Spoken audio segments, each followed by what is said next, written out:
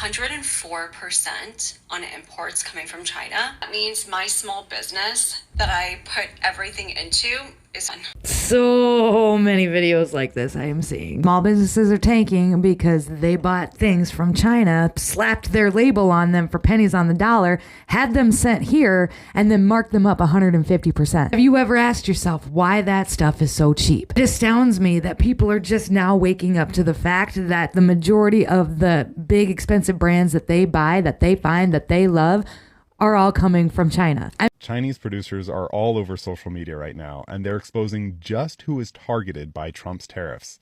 And it's not the American consumers, and it's not the Chinese producers.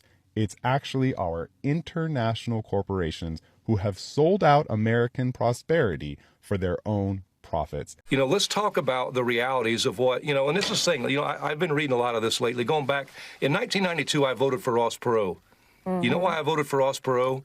For one reason, because he was the only candidate that talked about how devastating NAFTA would be to American jobs and to our manufacturing base. And he talked about that giant sucking sound.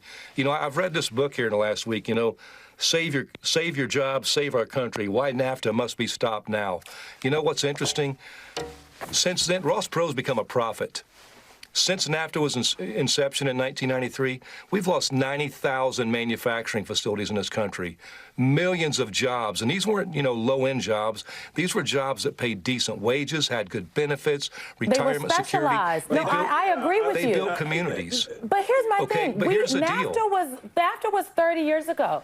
The situation that we are dealing with right now, and I agree with you. I'm on the side of the folks that said this did the American workers wrong. Absolutely. But right now, we are dealing with a situation where... Yes, I didn't know this will affect people in China like this. Extremely concerning. A lot of videos are pouring here and there, especially on TikTok. Company owners complaining how things are not going.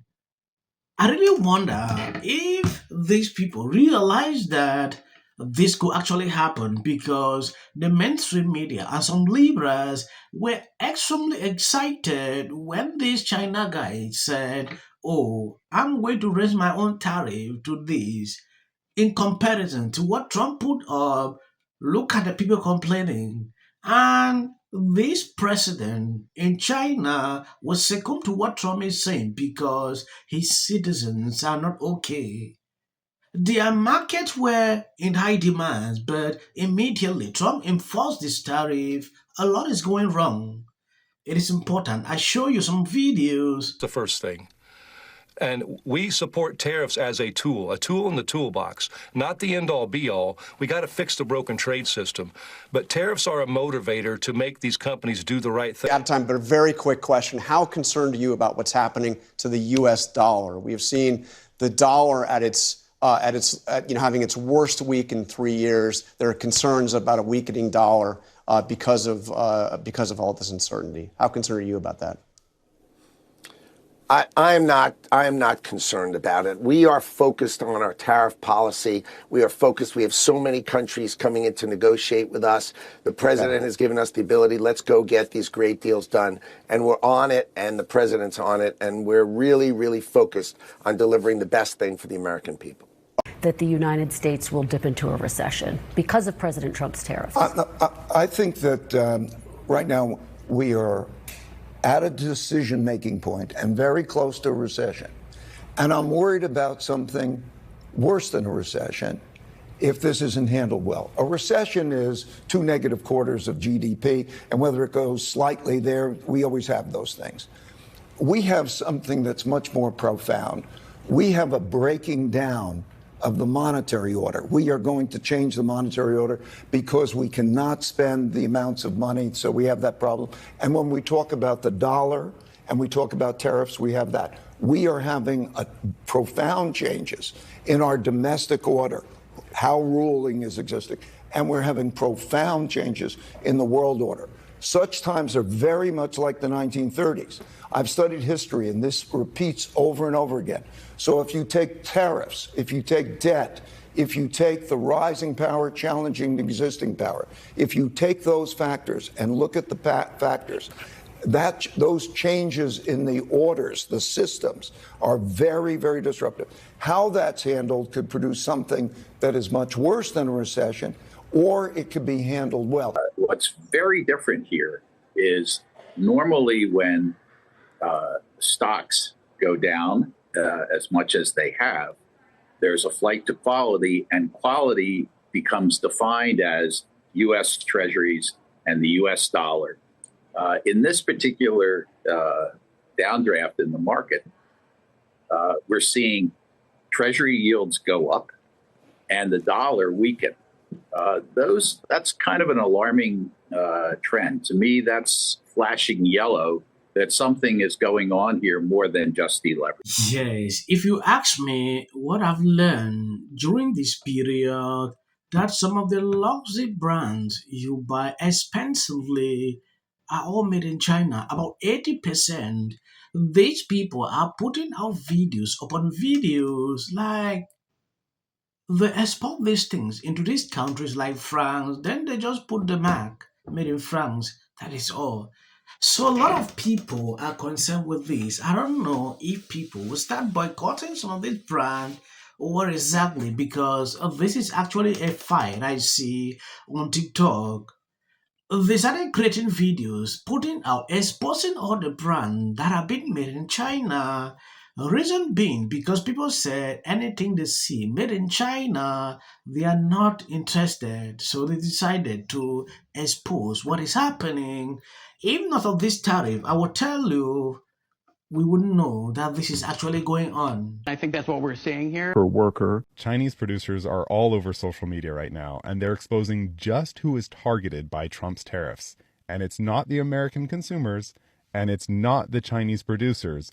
It's actually our international corporations who have sold out American prosperity for their own profits. Let me illustrate. Let's use this example, Nike. Now, these are fictitious numbers, just for example. But let's say that Nike buys shoes from this company that manufactures Nike shoes for $10 a Nike shoe, which isn't very far off. Nike turns around and sells that shoe at retail for $100. Here's the interesting part about tariffs.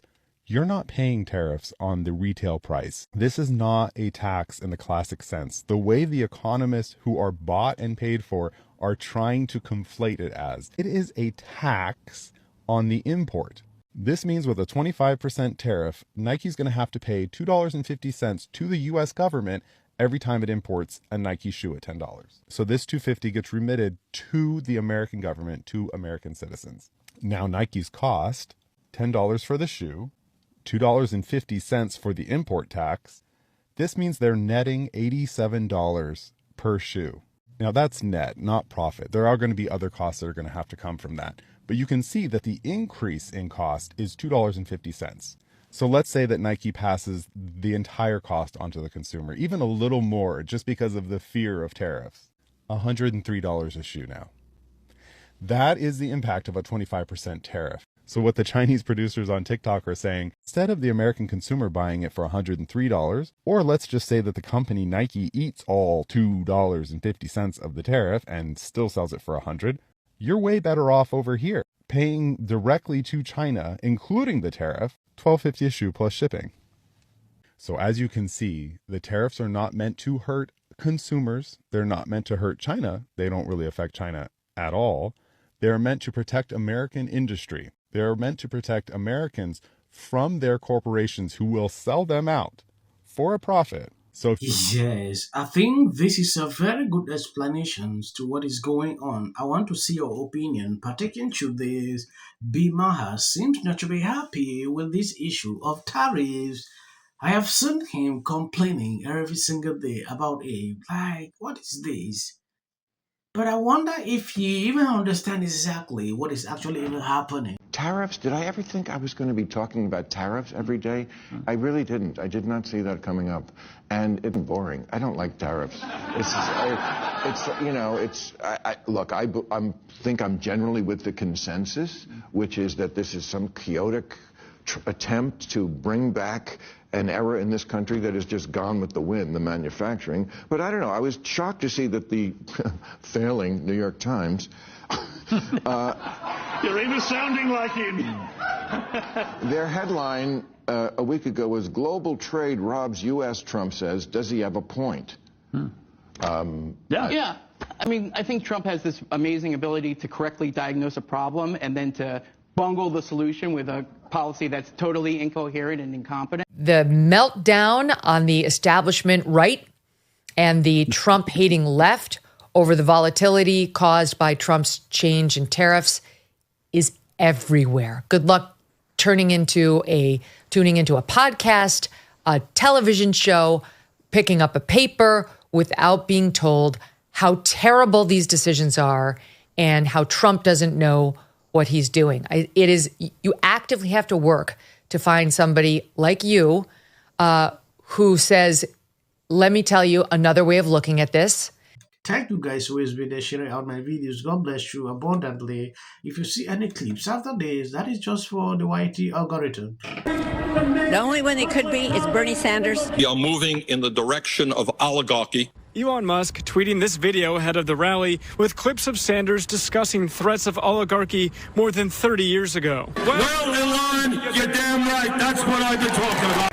As you know, 12 days ago, I just wanted to report. It would be hard to think of a more elegant way to... How much is enough money? Rating, and that would ordinarily... I know better than anybody. Forget about... Wish the common man a lot of people who didn't vote. And finally, new rule to those on the right. Isn't exactly getting hoped against hope. Rod Schimmel. He says someone has to come up with a strategy. No, you get a certain amount of cult followers for in the downfall of the broken way. With a capital B.